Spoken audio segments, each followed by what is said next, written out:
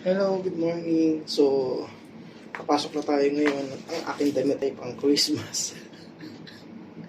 So, ganito yung start ng morning ko. Ang ginagawa ko is na naliligo, tapos nagluluto.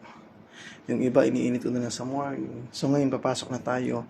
Yung kada umaga na ginagawa ko, pagkatapos maligo, pupunta sa parking para maghintay ng bus. So, let's go. So, labas ng bahay. Ito yung pintuan namin. Ayun yung mga lagay na sapatos. So, ito yung plantation. Nung umulan, ayan, kinulus ko na. Nung umulan to, punong-puno ng ice yan, as in. Yan. Punong-puno ng yellow, Emmy. So, punta na tayo ng Pusikata. Dibash. So, ito yung tanim nung tanim nung matanda, ang lalaking kamatis. Dibash. Yan, tas ito yung labas.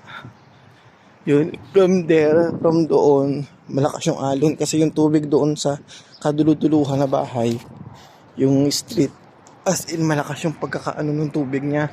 Yung hanggang dito talagang malakas yung alon pag ganun. So maghihintay na tayo ng bus para punta naman ng trabaho. Kagabi, yung video is yung pag ano naman ng ini ng